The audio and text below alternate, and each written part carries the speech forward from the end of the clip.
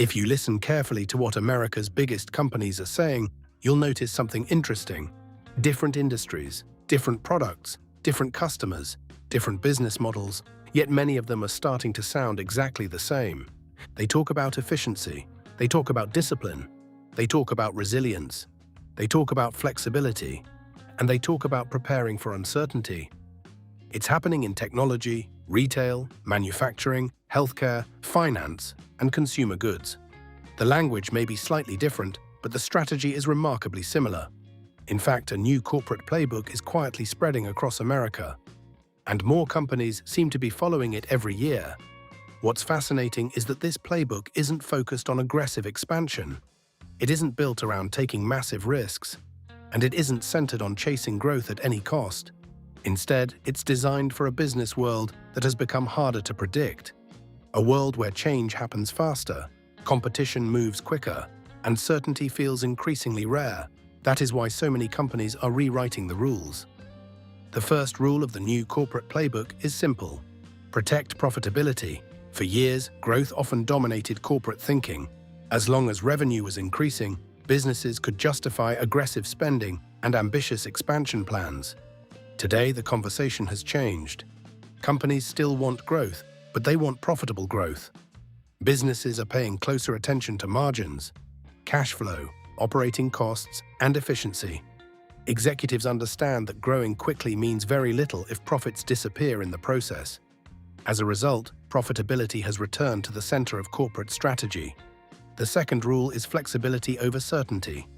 One of the biggest changes in business today is the recognition that predicting the future has become much harder. Consumer behavior changes rapidly. Technology evolves constantly. Economic conditions shift unexpectedly. No company can accurately predict every outcome. That's why businesses are focusing on flexibility. Instead of creating rigid plans built around one assumption, they're preparing for multiple possibilities. They want options. They want room to adjust. And they want the ability to respond quickly when conditions change. The companies following this playbook understand that adaptability has become a competitive advantage. The third rule is smaller bets, fewer risks. In the past, businesses often made massive commitments based on long-term forecasts. Today, many companies are moving more cautiously. They're testing before scaling, experimenting before expanding, learning before investing heavily. This approach can be seen across industries.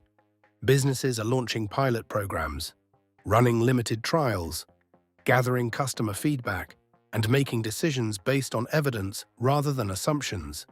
The goal is not to avoid risk entirely. The goal is to manage risk intelligently. Another key part of the new playbook is customer retention. For years, many businesses focused heavily on acquiring new customers. Growth often depended on attracting more people. Today, companies are realizing that keeping customers may be just as important. Consumers have more choices than ever before. They can compare prices instantly, switch brands easily, and research alternatives within seconds. Loyalty is harder to earn and easier to lose. That's why businesses are investing heavily in customer experience, loyalty programs, and retention strategies. They're focusing on building stronger relationships rather than simply increasing transactions. The next rule is efficiency over expansion. Listen to earnings calls from major corporations and you'll hear the same words repeatedly. Productivity, optimization, efficiency, operational excellence. These concepts are becoming central to business strategy. Companies want to accomplish more without necessarily increasing costs. They're investing in technology, automating processes, improving workflows, and reducing inefficiencies wherever possible. The goal isn't simply to get bigger, it's to get better. Another major element of the new corporate playbook is resilience. Recent years taught businesses a lesson they won't soon forget. Unexpected disruptions can happen at any time. Supply chains can break, consumer demand can shift, technology can reshape industries, economic conditions can change rapidly. As a result, companies are building stronger foundations. They're diversifying suppliers, strengthening balance sheets, creating contingency plans, and reducing vulnerabilities. Resilience is no longer viewed as a backup strategy. It's becoming a core business strategy. Technology also plays a major role in this new playbook. Nearly every company understands the importance of artificial intelligence, but what's interesting is how businesses are approaching it. Rather than blindly chasing every new development, many companies are taking a measured approach. They're investing, testing, learning, and adapting. They want to benefit from technological change without exposing themselves to unnecessary risk. This balanced approach is becoming increasingly common. Businesses understand that innovation matters, but disciplined innovation matters even more. Perhaps the most important rule in the new corporate playbook is preparing for uncertainty itself. For decades, businesses spent enormous amounts of time trying to predict the future. Today, many executives are focused on something different: preparation. Instead of assuming one outcome, they're planning for multiple scenarios. Instead of relying on certainty, they're building flexibility.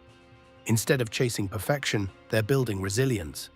This shift represents one of the most significant changes in modern business strategy. The companies following this playbook aren't necessarily pessimistic.